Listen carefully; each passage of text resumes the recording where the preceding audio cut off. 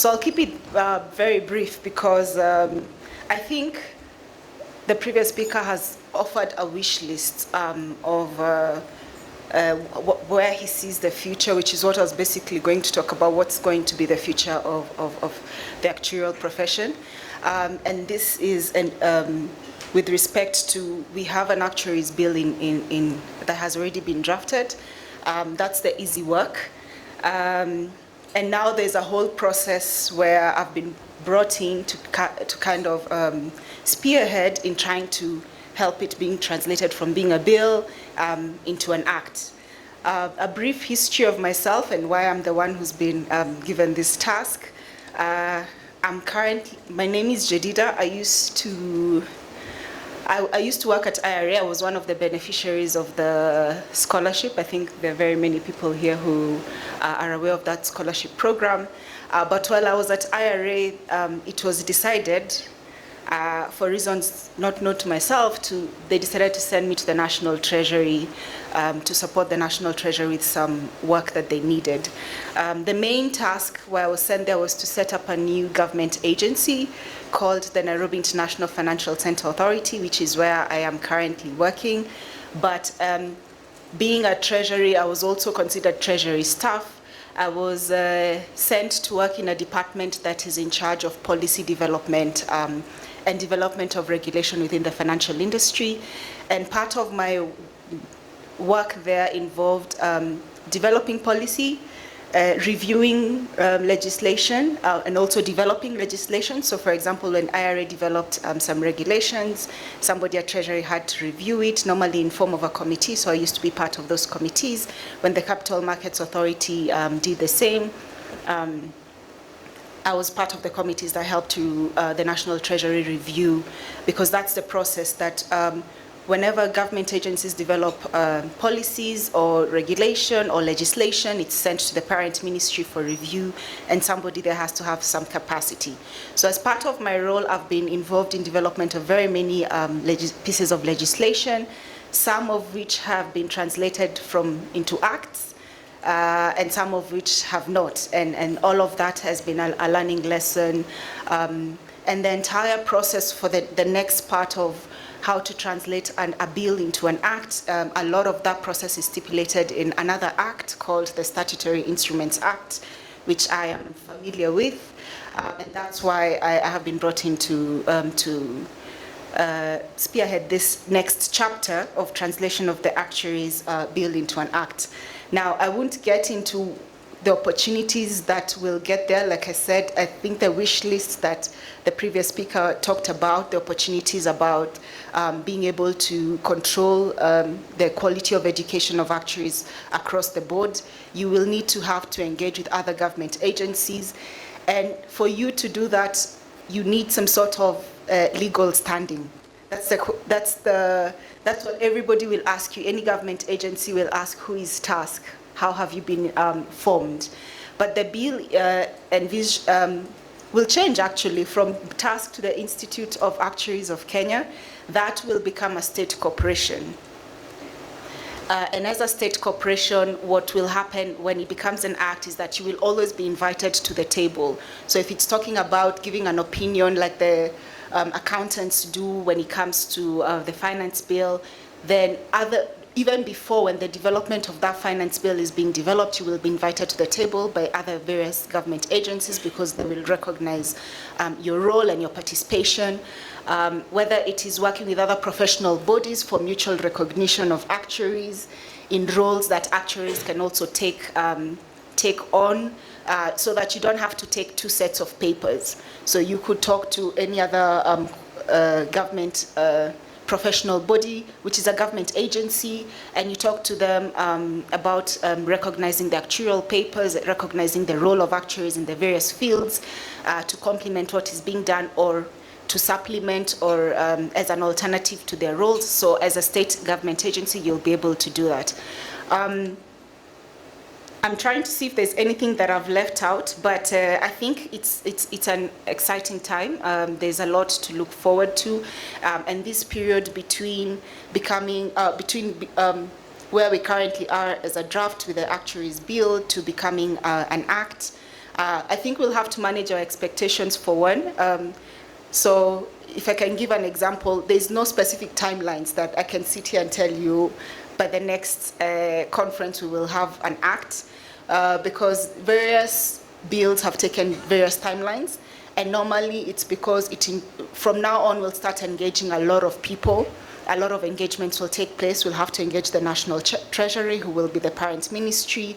This will be their act. This will be their bill. They have to drive it forward. So the reason why we need a committee is a lot of engagements will take place with the National Treasury to sensitize them who are actuaries, what can they do. So there's a lot of work to be done. And then it also has to go to the Attorney General's office, who have to review again this bill and provide comments. From there, it goes to the National Assembly. So it's a whole process. So there's, I think actuaries have provided their input. There was some public engagement that was done, but now when it's being handed over to the National Treasury, there's a whole set of engagements that need to take place. It may take 1 year, it may take 2 years. The Nairobi International Financial Center Act that I worked on took 3 years. So, and some of them, when there's political backing, it took 1 year. So I think what we will do is that once we have the committee set up, there's going to be a lot of work to be done in terms of engagement, and we'll take volunteers, either from the council or rather the larger membership, guys who are interested in helping move the profession forward, because there's a lot of good things to look forward to, a lot of opportunities for actuaries to gain employment, to be recognized, not simply just by IRA, because at the moment I think they're the only people who recognize the role the actuaries can play, but their mandate is specified within the actuarial industry alone. But for that to expand, we'll certainly have to call upon you guys to help and to assist. So I'll stop there. But I'm happy I'm happy to take any questions, and I think we'll be engaging further through email, just going forward. So thank you.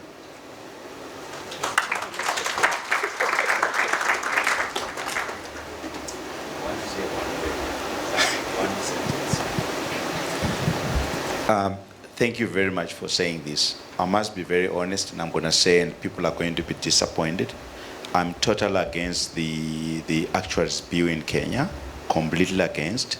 It kills independence. It brings you close to governments. It brings you close to politics. There are a whole lot of things that happen there, and I'm totally against it. In fact, they tried in Zimbabwe. I stopped it. I called legal opinion. I said unconstitutional, a whole lot of things. So I'm totally against it. And I have to say it here because I'm a senior actuary in the industry, and I have to say these things. But you can continue, but I'm totally against it. I don't even understand why you need it, because you can be independent without any government, whatever, recognition. You are just not doing what you're supposed to do. You don't need a bill. You don't need an act. We are okay without government intervention. We are independent. Thank you.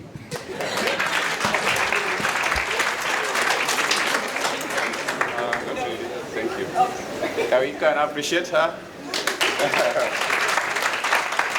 And him, of course, for his comment. We didn't like that. I don't know. So at this juncture, I'd like to welcome Elias Omondi. We'll also make a few remarks on inclusive insurance. Mr. President and the Council and all members of TASC, good evening. Right, so I'm honored to be here and really to speak to all of you. This year, maybe starting from next year, we are honored to have myself nominated at the International Actuarial Association as the chairperson of Inclusive Insurance. The reason why this is really important for all of us is that inclusive insurance is an important aspect that really all of us really need to complement, and we'll be working with all of you, because I think the journey of inclusive insurance in Africa is tremendous. We really need to have a lot of work to do. And for us to accept and change the ecosystem within the inclusive insurance space, then we have to work together. So I'll be reaching out to all of you to see how then we can change the face of Africa. I know this duty is for the international world, but I think my role will basically be tremendous to transform Africa. Arguably, Africa is the least protected, but also highly exposed. If you look at the natural disasters and all these other components, there's need for us to come up with avenues in which we can create impact. So it's an honor to run, basically to sit at the International Actuarial Association for the next 2 years, January 2024 to 2026. Hopefully we should make the change that this continent needs. Thank you very much, and may God bless you. Thank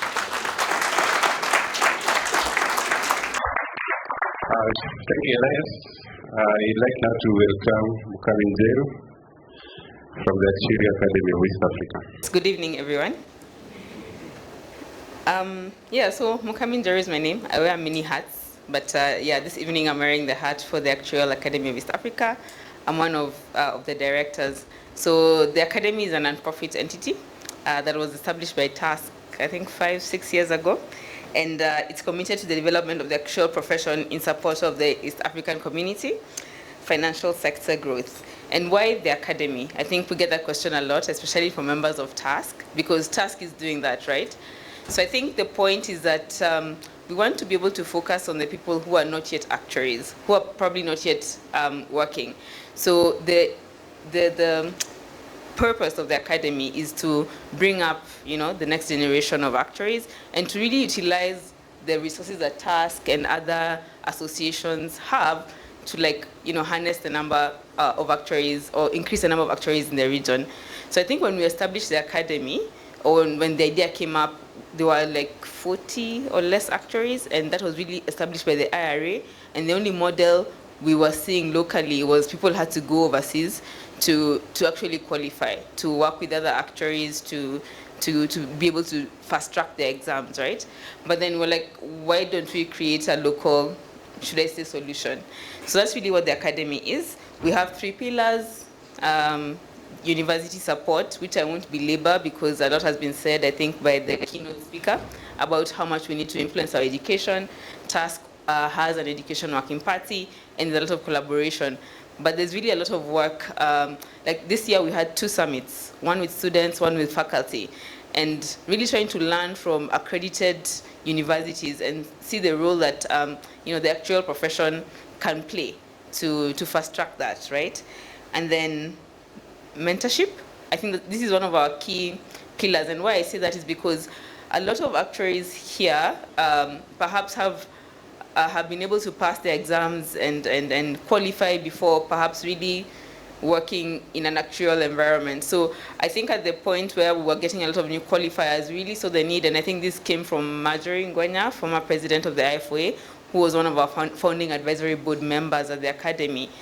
We really need to sort of train up the actuaries in their judgment, in their professionalism.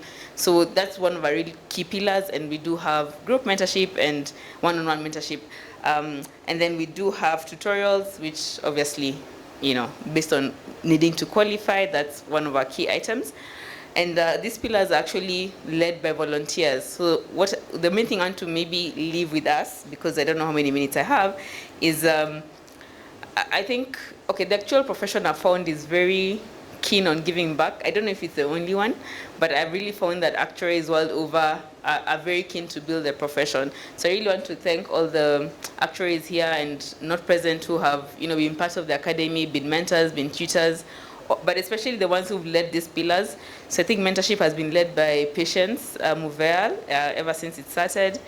Tutorials, I think we had Joseph Birundu first, and then we have Asaf Ngecha, and the university pillar has had a couple of people, but Professor Weke has been so fundamental and a pillar, and I think we all have passed probably through his hands and advice, right?